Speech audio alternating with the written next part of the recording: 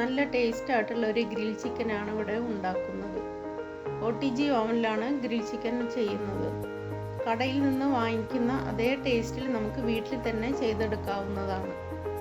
അതിലേക്ക് ആവശ്യമായ സാധനങ്ങൾ: 3 കഷ്ണം ഇഞ്ചി, കുറച്ച് മല്ലിയില, 10 വെളുത്തുള്ളി, കുറച്ച് കറിവേപ്പില, ഒരു 6 പച്ചമുളക്. ഇതെല്ലാം ഒന്ന് അരച്ചെടുത്ത് കൊണ്ടുവരാം.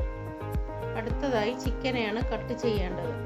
കഴുകിയെടുത്ത ചിക്കനെ 4 പീസാക്കിയിട്ടാണ് ഇവിടെ കട്ട് ചെയ്യുന്നത്. നിങ്ങൾക്ക് ചെറിയ പീസാക്കണമെങ്കിൽ അങ്ങനെയും ചെയ്തെടുക്കാവുന്നതാണ്. സ്കിന്നോട് കൂടിയാണ് ഞാൻ കട്ട് ചെയ്ത് എടുത്തിട്ടുള്ളത്. കട്ട് ചെയ്ത പീസിനെ നമുക്ക് കഴുകിയെടുത്ത് കൊണ്ടുവരാം. കഴുകിയെടുത്ത പീസിനെ വരഞ്ഞു കൊടുക്കാം. നല്ല ആഴത്തിൽ തന്നെ വേണം വരഞ്ഞു കൊടുക്കാനായിട്ട്, എങ്കിലേ മസാല എല്ലാം ഉള്ളിലോട്ട് നന്നായി പിടിക്കുകയുള്ളൂ. സ്കിന്ന് ഇഷ്ടമില്ലാത്തവർക്ക് ഇപ്പോഴേ സ്കിന്നെല്ലാം റിമൂവ് ചെയ്തെടുക്കാവുന്നതാണ്.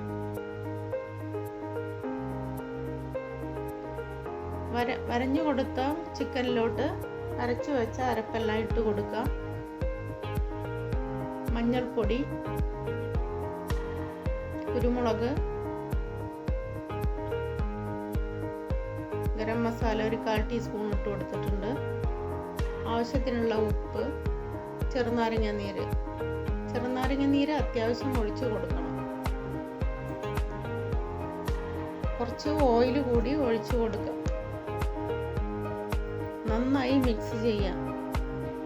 വരയിട്ട് കൊടുത്തതിൻ്റെ ഉള്ളിലേക്കെല്ലാം മസാല നല്ലപോലെ പിടിക്കുന്ന വിധത്തിൽ വേണം മിക്സ് ചെയ്തെടുക്കാനായിട്ട്.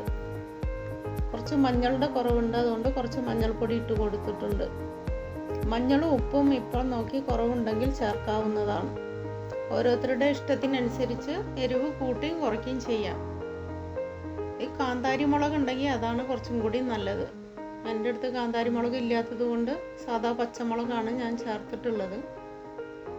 കുറച്ച് ചെറുനാരങ്ങ നീര് കൂടി ചേർത്ത് റെസ്റ്റ് ചെയ്യാനായിട്ട് 2 മണിക്കൂർ വയ്ക്കാം. അടുത്തതായി ഓവനെ പ്രീ ഹീറ്റിലിടാം. ഒരു 200 ഡിഗ്രിയിലാണ് ഞാൻ വെച്ചിട്ടുള്ളത്. 200 ഡിഗ്രിയിൽ 20 മിനിറ്റ്സ്.